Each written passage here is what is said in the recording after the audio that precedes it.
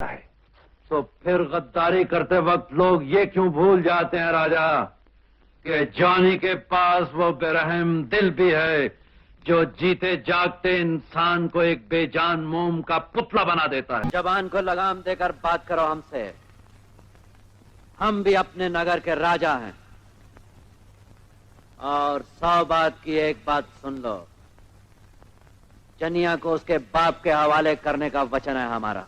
मेरे सामने वाली खिड़की में एक चांद का टुकड़ा रहता। बहुत खूब, तुम सिर्फ नाम के शेरा नहीं हो, लगता है तुमने भी हमारी तरह किसी शेरनी माँ का दूध पिया है। अगर तुम हमारे हाथों से मारे गए तो हमें बहुत अफसोस होगा। बच्चे, जो हारे वो अनाड़ी है और जो जीते वही खिलाड़ी है। होशियार एक चतुर नार बड़ी होशियार। मर गए मारने वाले साले। गुडर हूँ, चल जल्दी से कर दे।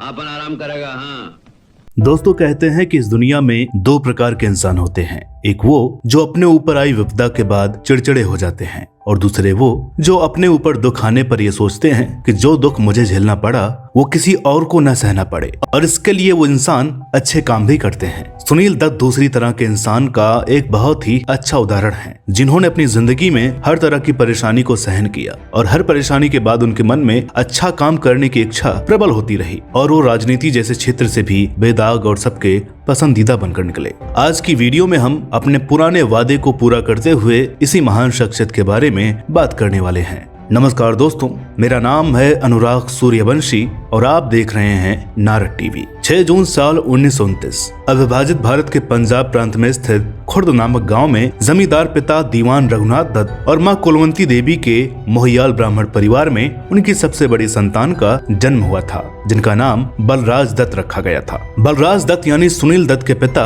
अपने गांव के एक बड़े जमींदार होने के साथ साथ एक आर्मी ऑफिसर भी रह चुके थे और सुनील दत्त के अलावा उनकी 2 और संतानें थीं, जिनका नाम रानी दत्त और सोम दत्त था। साल 1930 की एक सुबह रघुनाथ दत्त अपनी दिनचर्या के अनुसार घर के पास में स्थित एक हलवाई की दुकान पर दूध पी रहे थे और जैसे ही दूध खत्म हुआ उनका निधन हो गया, जिससे यह शक भी जताया गया कि हलवाई ने दूध में जहर मिलाया था। खैर, ये मामला आगे नहीं बढ़ा। 1 साल के सुनील दत्त ने अपने पिता का अंतिम संस्कार किया और अब धीरे धीरे सुनील दत्त बड़े हो रहे थे। 5 साल के हुए तो अपनी बहन के साथ गांव की स्कूल में जाने लगे। सुनील दत्त का मन शुरू से ही पढ़ाई में बहुत लगता था और उन्हें कब क्या करना है, क्या पढ़ना है, ये सब दूसरों से सुनना बिल्कुल भी पसंद नहीं था। यहाँ तक कि वो स्कूल के लिए तैयार भी खुद ही होते थे। सुनील दत्त के गांव का स्कूल 5वीं तक ही था और आगे की पढ़ाई के लिए उन्हें 20 किलोमीटर दूर दूसरे गांव में स्थित स्कूल में जाना था, जिसके लिए सुनील दत्त की दादी लक्ष्मी देवी ने अपने पोते के लिए घोड़ा गाड़ी का प्रबंध किया था और उसे चलाने के लिए एक आदमी भी रख लिया था। लेकिन सुनील दत्त को यह पसंद नहीं था कि उनकी गाड़ी पर कोई और आगे बैठे और उसे चलाए, इसलिए वो घोड़ा गाड़ी के चालक को रोज इस बात के लिए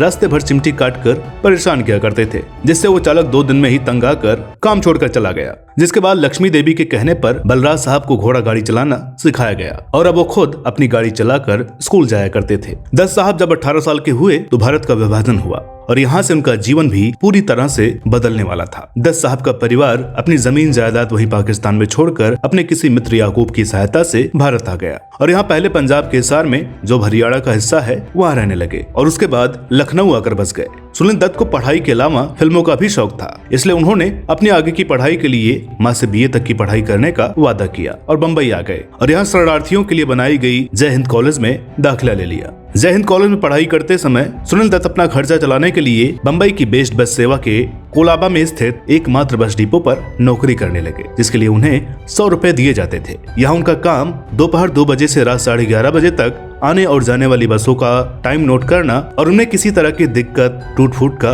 ब्यौरा रखने का था। सुनील दत्त साहब कुर्ला की एक खोली में रहते हुए सुबह 7 बजे से 10 बजे तक कॉलेज जाया करते थे और वहाँ से पढ़ने के लिए उन्होंने पास में स्थित एक पुस्तकालय को अपना ठिकाना बना लिया था और वहाँ से फिर से अपने काम पर चले जाते थे, जहाँ काम पूरा होने के बाद उन्हें भागकर अपनी ट्रेन पकड़नी थी, जो कि कुर्ला जाने वाली आखिरी ट्रेन थी। इस तरह दत्त साहब की जिंदगी चल रही थी, जहाँ अपनी कॉलेज में होने वाले नाटकों में भी हिस्सा लिया करते थे और वहाँ एक नाटक के दौरान दर्शकों में बैठे एक महाशय को उनकी आवाज पसंद आ गई और नाटक के बाद उस आदमी ने दत्त साहब को रेडियो में फिल्मों से जुड़े लोगों का इंटरव्यू लेने का काम दे दिया, जिसके लिए उन्हें उन्हें हर इंटरव्यू के 25 रुपए ऑफर किए गए थे। एक फिल्म प्रशंसक होने के कारण बलराज दत्त ने यह ऑफर मान लिया और अपना पहला इंटरव्यू उन्होंने अभिनेत्री निम्मी जी का लिया था, जिसके बाद यह सिलसिला शुरू हो गया। दत्त साहब के पास अब बस डिपो में नौकरी भी थी, जहाँ फुर्सत मिलने पर वे इंटरव्यू लेने का काम भी किया करते थे और पढ़ाई भी चल रही थी। अपनी पढ़ाई के आखिरी साल में उन्हें दिलीप कुमार का इंटरव्यू लेने का मौका मिला, जिसके लिए उन्हें दिलीप कुमार की फिल्म शिकस्त के सेट पर जाना था। वहाँ उस दिन फिल्म के डायरेक्टर रमेश सहगल साहब मौजूद थे और उन्होंने दत्त साहब को देखते ही कह दिया,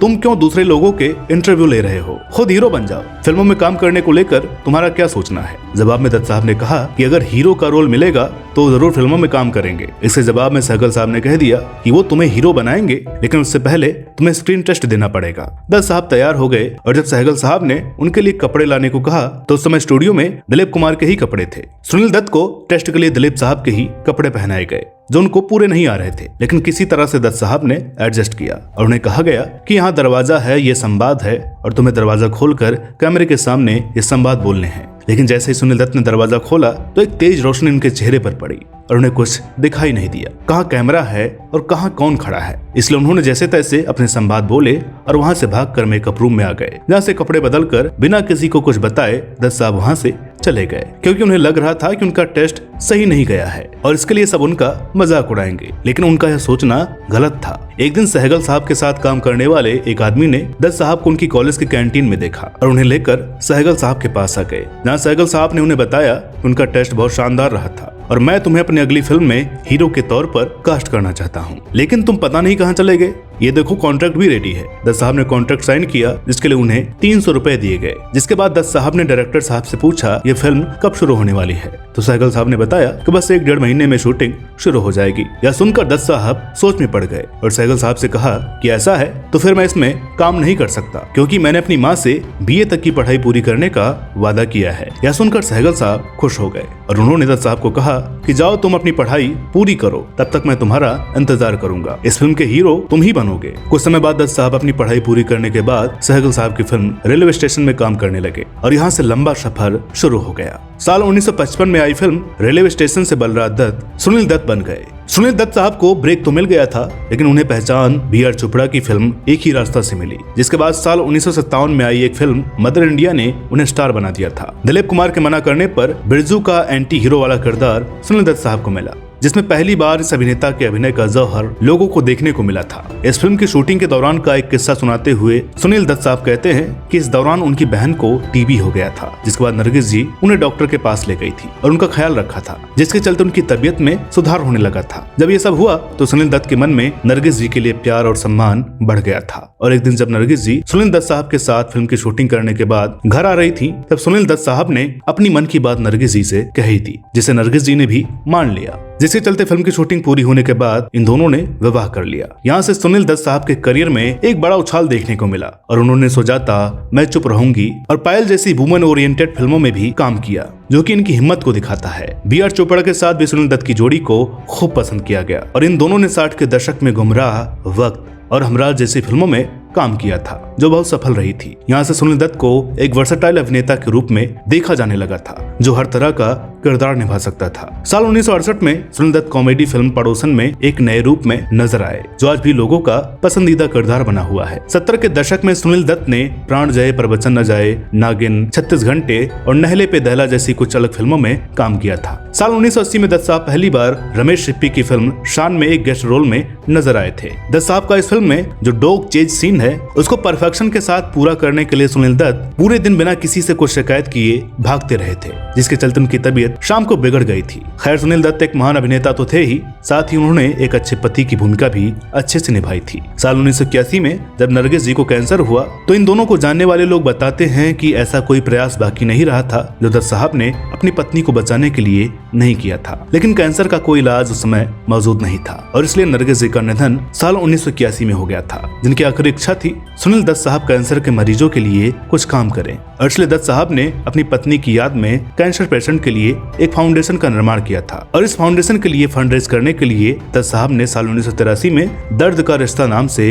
एक फिल्म का निर्माण भी किया था। सुनील दत्त साहब ने अजंता आर्ट्स के नाम से अपना खुद का एक प्रोडक्शन हाउस का निर्माण किया, जिसके तले सुनील दत्त साहब ने साल 1964 में यादें नाम की फिल्म का निर्माण किया था। जिसके बाद साल 1968 में दत्त साहब ने अपने भाई को ब्रेक देने के लिए फिल्म मन के मीत को प्रोड्यूस किया, जिसमें विनोद खन्ना को विलन के रूप में देखा गया था। साल 1971 में सुनील दत्त साहब ने अपनी मैग्नम ओपस फिल्म रेशमा और शेरा का निर्माण किया, जिसे क्रिटिक्स ने काफी पसंद किया, लेकिन बॉक्स ऑफिस पर यह फिल्म अच्छा प्रदर्शन नहीं कर पाई। इस फिल्म की असफलता के चलते सुनील दत्त की आर्थिक स्थिति भी कमजोर हो गई थी, जिसके बाद इन्हें सेकंड लीड और बाकी छोटी भूमिकाओं में काम करने के लिए कहा गया था। बाद में 70 के दशक में अपनी बेहतरीन अदाकारी के जरिए सुनील दत्त साहब एक बार फिर खड़े हो गए। साल 1963 में आई फिल्म मुझे जीने दो में अपने डायरेक्शन में सुनील दत्त द्वारा निभाया गया जनरल सिंह का किरदार भी बहुत पसंद किया गया। साल 1984 में सुनील दत्त ने राजनीति के क्षेत्र में कदम रखने के बाद फिल्मों में काम करना कम कर दिया। 90 के दशक में सुनील दत्त ने विरोधी, क्षत्रिय और परंपरा जैसी फिल्मों में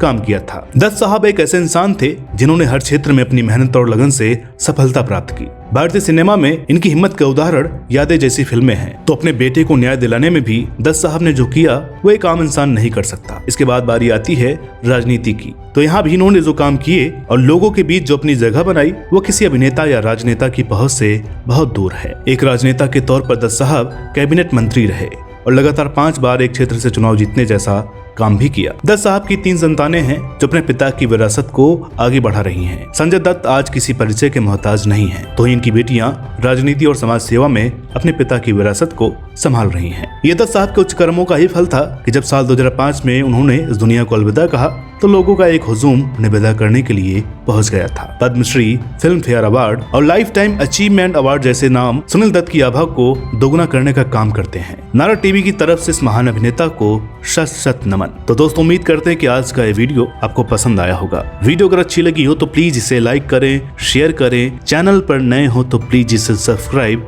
जरूर करें। तो मिलते अगले वीडियो में एक और नई कहानी के साथ। तब तक के लिए नमस्कार।